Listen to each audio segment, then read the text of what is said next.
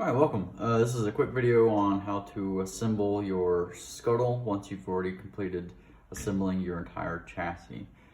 This is particularly for the SCUTTLE that's been designed with the DIN rail and quick connectors for your motors and quick connectors for your encoders, and the pie case that features a lid with the sensors. So you get your OLED display, a quick multi-port 9-axis IMU. This is particularly the BNO055 and the INA219. If you've got a setup like this, then this will be a video on how to assemble all of these components onto your chassis once you've completed building this. So just a quick rundown on all the parts that we've got here. This is your power Y cable. This is coming from your source, your battery pack, to your INA219, and then to your DC converter that you've got here, which is nicely wound up with a nice Velcro strap, and this little bracket will magnetize to the bottom of the DIN rail. So this will step down the 12 volt voltage to the 5 volts to be able to be supplied to your Raspberry Pi.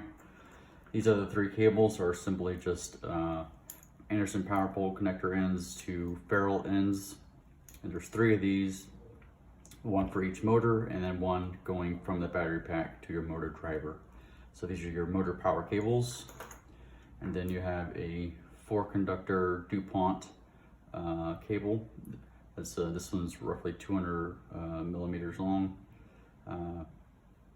It's a 4-port to a split 2-port end, and it's got the color code of green, blue, violet, and gray. That's kind of the color sequence that we've adopted.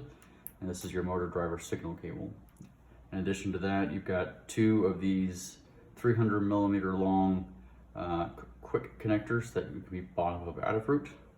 And these will be the cables going from your Raspberry Pi sensor lid to your encoders. The main components here are your battery pack, featuring your DIN rail mounting clip, and again your Raspberry Pi case with sensor suite lid and a DIN rail mounting clip. And then you have your dual motor driver bracket that's featuring two L298 ends along with its also DIN rail mounting clip. You really only need to have one tool for this job. It can be a 2.5 millimeter long flathead, or a 3 millimeter long or 3 millimeter Phillips head should do the job as well. I'm going to use a 2.5 millimeter flathead for this. I would caution that the best way to get this started is to have all of your cables and disassembled from your components here. Just it makes putting it onto the chassis a little bit easier. So we'll mount the bracket pieces first, and then we'll do the wiring once we get it onto the chassis. I will say that it might be a little bit easier to have these connecting to the chassis first, just because once the DIN rail mounted clips get put on here, it does get a little difficult to access these ports. So to start off, we'll just use these Anderson power pole connectors, and we'll connect these into your motor cables. So that's going to connect in there, and then for your right motor, just like that. So we've got your cables going to your motors. For the moment, we can just slip those to the side, and then we're going to mount the Raspberry Pi case. Just as a word of caution, this does kind of have a little bit of play here. And this is primarily the reason why I suggest you to take off your cables, particularly for right here, because if you have your ferrules connected into your INA219 and you try to mount this, it could produce a shearing motion that could damage your ferrule crimpers. So I would suggest having your wires, like I said, disconnected from here particularly. You can try and attach this here with your lid on, and if you can do so, I would use your thumb to force the bottom of the case on, so applying the majority of your force onto the bottom of this Pi case. If that's too difficult for you to be able to do with one motion in one hand, then you can disconnect the lid disconnect these wires just like this and clip it on, which might be a little bit easier for some. Just a quick rundown on how this is working. On all of these these DIN rail mounting clips, there's a spring-loaded side and a side that's just nylon plastic. The spring-loaded side is always going to face toward you, so it just makes clipping it onto the DIN rail a little bit easier. So you're applying the force to press upward, pressing that spring down and then open over around the DIN rail, and then you just release and it will lock into place. So you can do that just like that, and you've got your pie case on. And then you can connect your lid back on if you've chosen to take it off. Connect your quick connector in there, and the power cable going to the fan will connect onto your 5-volt and ground pins on your GPIO set, just like that. The moment I'll just put the lid back on. The next component that will add on to the rail will be the battery pack, and you'll take note that you should have mounted the clip onto the side where the ports will be facing toward you. So that'll slip on there like that. And the last one, your DIN rail, your motor driver bracket. Just like that. All right, so now we've got all those on there. The next thing I would suggest putting on would be your DC converter. And the way this is going to attach is simply on to the underside of the DIN rail. It's been designed to have magnets placed in, so it'll just simply magnetize on to the DIN rail, just like that. And I would suggest having your Anderson power cable ends facing toward the ports of the battery pack like this. They should be facing toward the battery pack, just like that. The USB-C end is going to go into power your Pi. So what we'll do is we'll run this line over and above the DIN rail clip like this. Slide these over, and that's going to connect into your USB-C port on your Raspberry Pi, just like that. Next cable will be the Y power cable. If you take note, there's two ends that have the Anderson power connectors on them. One of them is a little bit longer than the other, and the one that is the longer will be connected into your battery pack. And it should also be indicated with a red heat shrink tube on that red line that's coming from the battery pack. And so we'll connect that into here. And the ferrule end, likewise, it also has the one of the lines has a red heat shrink tube, and that's the line going from your battery pack. And so when we connect these into the INA219, the one that has the red heat shrink tubing on it will be the VN positive, and the one that does not is going to be VN negative, and that's the line that's going to the DC converter. So to connect this to the INA219, we'll just set this down here like this so it can be seen. And grab your screwdriver, and these will connect into here like that. Remember, the VN positive is the one with the red heat shrink tube. And just gently tighten these down. Don't over tighten them. They don't need to be too tight, just tight enough to prevent the line, the ferrules from coming out. And then we can just put that lid back on.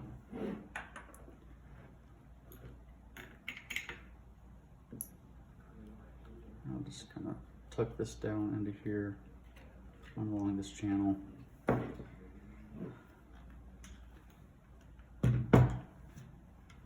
And the other Anderson power connector will connect into your DC converter, just like that.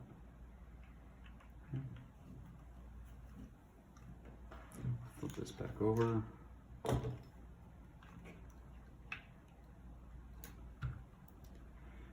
I'll try to tuck this up that way some. And then the last thing that will connect into the battery pack will be the power cable going to the motor driver bracket, or the motor driver. And so this will connect into here, and you got the port like that. And these ferrules will connect into the terminal block right here. Take note that the terminal block receiving power has a 12 volt in and a 5 volt in, where the center screw terminal is ground. This is a 12 volt battery pack, so naturally we'll connect the red line, the positive line, into the 12 volt in port, and black is ground. So those will connect into the screw terminals like this. Gently tighten these down.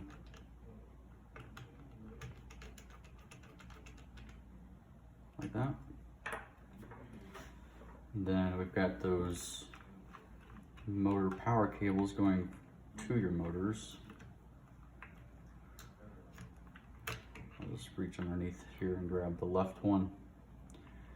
And I try to utilize the left power cable to act as a little bit of a cradle for the Y power cable. So ensure that your motor power cable going to your left motor is ran underneath your Y power cable. That will help keep this cable from sagging down, and it'll be cradled by the left power cable, or left motor power cable. So I'm going to just slide these over a little bit so I have a little bit of room. And both the motor power cables going to your left and right motor will connect into these screw terminals here. And the convention that has been made has be that the out 1 will be the red positive, and then the out 2 will be black. And conversely with the other side, out 4 will be the red for the right motor, and then out 3 will be black for the right motor. Once I get these connected, I have a little moniker that will help you remember that a little bit easier. And just looking at it will make a little bit more sense. So I'm going to screw in the left terminal down to the left motor power cable, like that. Slide this one over just a little bit so I have some room for the right side.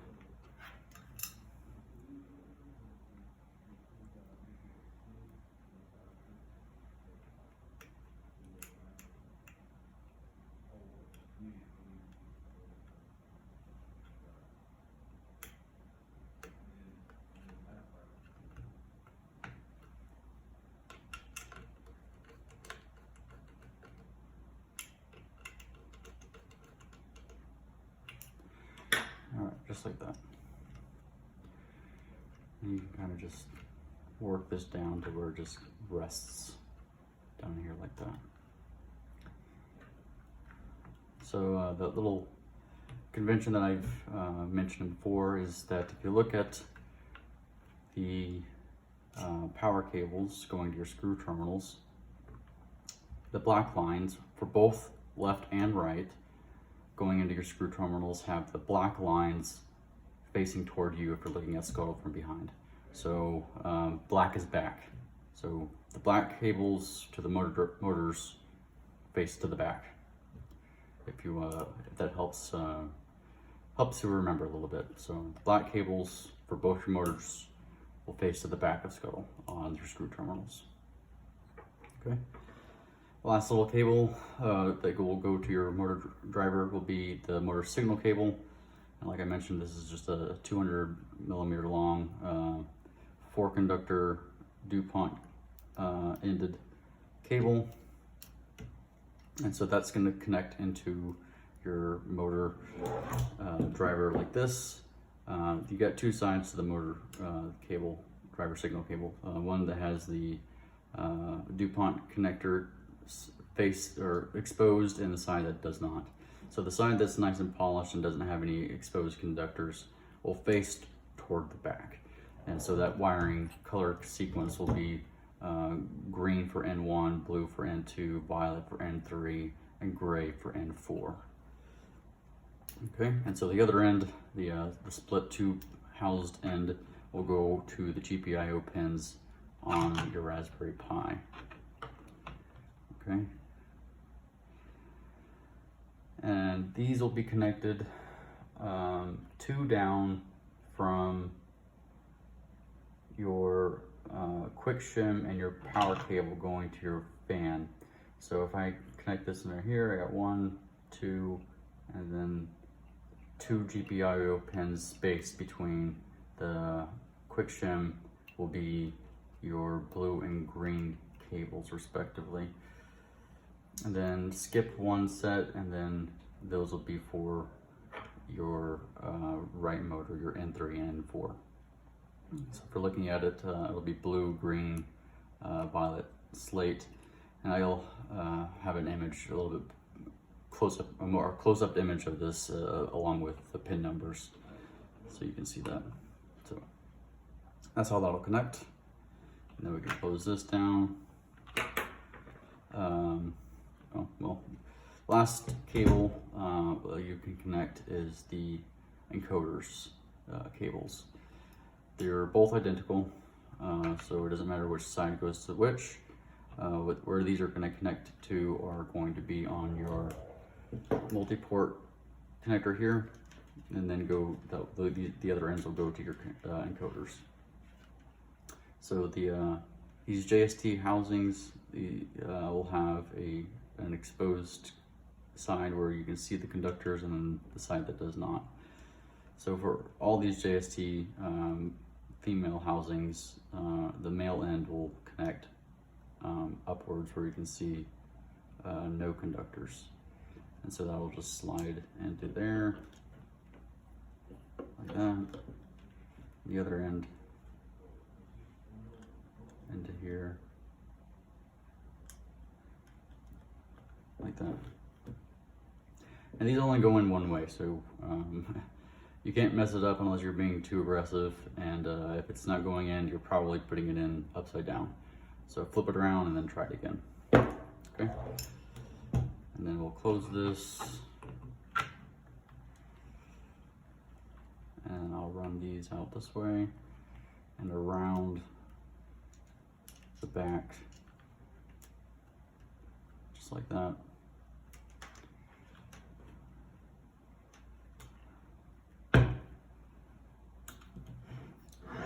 These will connect like this. When you're connecting these into the encoder quick connector adapter boards, the copper or the conductor ends will actually be facing outward to where you can actually see them, and just position this into the housing like that, and then you should be able to connect it in fairly easily. And same thing on this side. Conductors are visible, and they'll just slide into the housing that's right there in that PCB, just like that. And yeah, you can just kind of dress this up however you need to. I've found that it works quite well like this, and then whenever you need to get into the housing, you just flip this over, and you can access your Pi and whatnot, and all your GPIOs, and you can see all your connectors, just like that. So last thing to do is boot it up. And then give it a minute, and your Pi should be booted up fully and accessible for your use. That's just a quick video on how to be able to connect all your connectors onto your central control unit, and putting it onto your actual SCUTTLE chassis frame. Thank you.